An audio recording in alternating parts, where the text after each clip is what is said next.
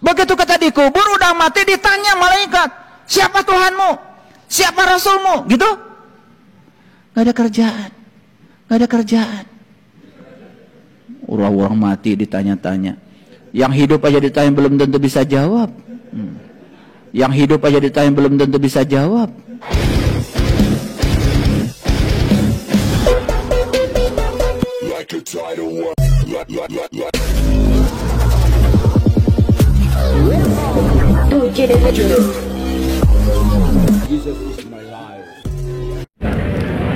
Shalom sahabat yang dikasihi Tuhan Yesus, puji Tuhan kita bertemu kembali dalam kasih-Nya. Sahabat yang terkasih, kita akan melihat sebuah video bagaimana beberapa oknum orang-orang merusak kuburan salib. Saya heran ya, kenapa hal-hal seperti ini sering terjadi. Bukan hanya tempat orang Kristen saja yang dirusak, dilarang orang beribadah, tetapi sampai ke kuburan-kuburannya. Beberapa bulan yang lalu saya juga mengupload sebuah video bagaimana seorang warga Kristen mengeluh karena mahalnya pembayaran iuran kuburan Kristen di tempat pemakaman umum TPU, dan dibuat sengaja berbeda dengan kuburan saudara-saudara kita umat muslim yang Kristen begitu mahal sekali, bisa berlipat kali ganda mahalnya sahabat. Dan dia protes gitu, sampai sekarang belum ketahuan bagaimana penjelasan dari pihak-pihak pemerintah ada perbedaan antara kuburan Kristen dan kuburan Islam. Kejadian seperti ini juga pernah terjadi ya, bagaimana sampai Bapak Gibran, wali kota Solo, sampai turun tangan karena mendengar sebuah berita yang heboh pada masa itu, bagaimana kuburan-kuburan orang Kristen dirusak gitu. Ya cukup luar biasa, kita acungi jempol bagaimana anak Bapak Jokowi langsung turun tangan melakukan aksi, bahkan pelaku-pelakunya sudah terkena hukum ya, kalau nggak salah saya, karena merusak kuburan-kuburan orang Kristen, dihancurin salibnya. Nah, ini video ini saya nggak tahu persisnya di mana sahabat, tetapi sangat viral sekali di media sosial. Ada aksi perusakan kuburan orang Kristen. Ya, kita dengar di situ sayup-sayup ada terdengar Allahu Akbar, Allah katanya gitu ya. Ada perkataan-perkataan begitu. Kita tonton dulu video, sahabat ya.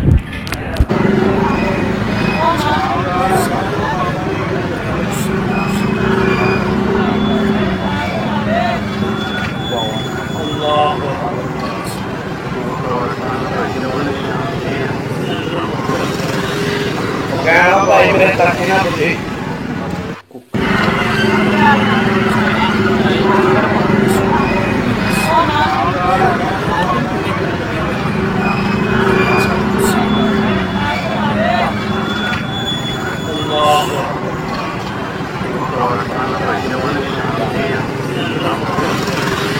Kenapa ini letaknya?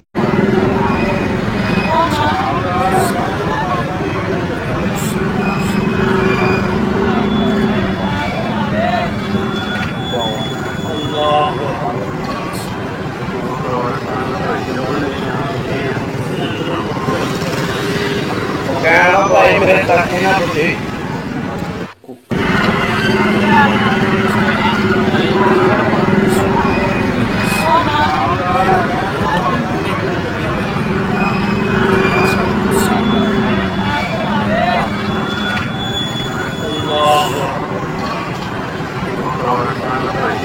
Ya sahabat yang terkasih, kita lihat ya video itu.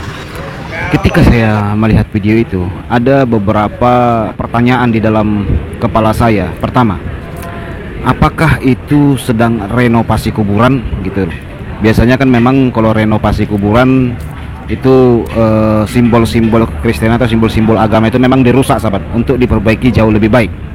Tetapi kalau itu renovasi kuburan, kenapa orang itu sampai begini-begini gitu loh, dan menghancurinnya seperti gaya-gaya preman gitu. Nah, saya merasa itu bukan pekerja-pekerja di tempat pemakaman ya.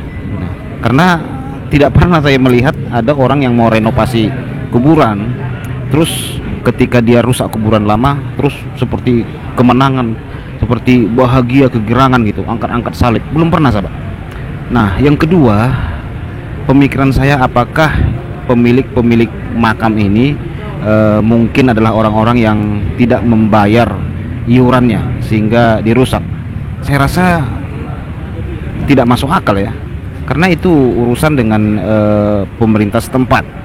Ya seharusnya pemerintah setempat yang melakukan, dan tidak perlu harus dengan gaya seperti itu, ngancurinnya seperti balas dendam, seperti kemarahan gitu ya. Saya rasa tidak seperti itu. Nah, yang saya bingung kenapa mereka lakukan hal itu. Mungkin membenci salib kah, atau ya tidak menyukai orang Kristen gitu. Heran kita sahabat, ya cukup heran kita. Nah, karena orang Kristen ini kan memang ya sebenarnya secara roh gitu ya tidak ada sangkut pautnya, karena rohnya sudah di surga sahabat, yaitu hanya daging saja, hanya tulang belulang saja ya. Tetapi kalau dinilai dari adab, norma-norma, kebudayaan ketimuran, ini kan menjadi salah ya, karena kita tinggal di Indonesia yang berkebudayaan yang kuat dengan adat ketimuran, ini menjadi menyimpang gitu loh. Memang kalau dinilai dari rohani ya tidak masalah sebenarnya, mau dirusak, mau dibakar kayak itu ya tidak masalah. Tapi kan tidak begitu juga caranya gitu loh, karena kita masih hidup di Indonesia ini yang ketatnya hukum-hukum kebudayaan adat ketimuran kan. Nah, bicara tentang kuburan, saya kok jadi teringat ya pada masa saya waktu kecil. Orang tua saya itu pernah berkata kepada saya, nanti kalau kita sudah meninggal ditanyain di dalam kuburan, marubbuka gitu ya, ditanyain gitu, siapa nabimu, siapa apa kitabmu. Nah itu ditanyain sahabat. Waktu saya kecil pun sudah berpikir heran gitu ya, kenapa sih ditanyain gitu, dan bahasa yang ditanya kepada itu bahasa Arab gitu. Tetapi ya akhir-akhir ini kita harus bersyukur sahabat, ada banyak ustadz-ustadz yang secara terang-menerang menyatakan hal ini. Beberapa dari mereka juga banyak yang meragukan tentang siksa kubur ini sahabat. Iya. Jadi puji Tuhan ya, para murtadin-murtadin yang dahulunya pernah membongkar hal ini dan mereka dipenjara, ternyata para ulama-ulama sendiri akhirnya banyak juga yang melek gitu.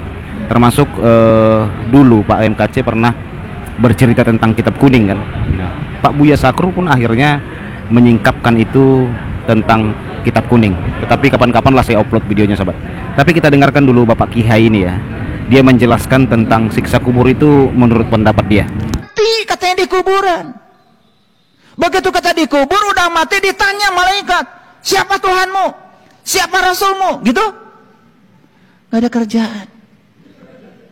Orang-orang mati ditanya-tanya, yang hidup aja ditanya belum tentu bisa jawab. Ya kalian nggak pakai mikir kan? Karena nggak pakai mikir, yang kayak gitu ya dianggap keyakinan. Kuburan tuh di sini nih, lihat kuburan, ini kuburan. Kan suka tanya di sini, siapa diri saya?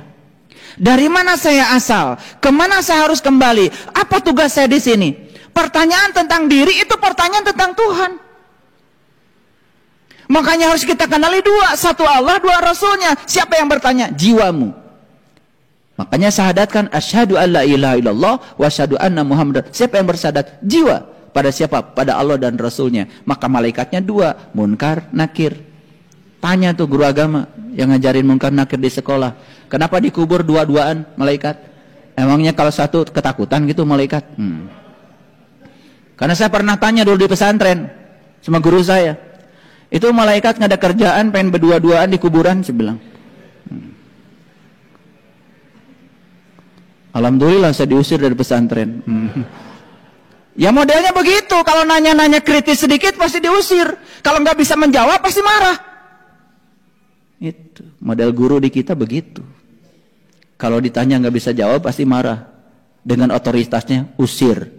Main usir, pendidikan macam apa kayak gitu. Kalau di sistem pendidikan ada hukuman, itu bukan sistem pendidikan.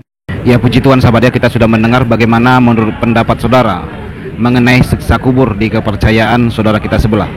Kalau di Kekristenan tidak ada sahabat, dan tidak ada pertanyaan-pertanyaan begitu. Dan di Kekristenan tidak ada pertanyaan yang sudah terbongkar terlebih dahulu sehingga mewajibkan kita menghafal gitu ya. Tidak ada saudaraku.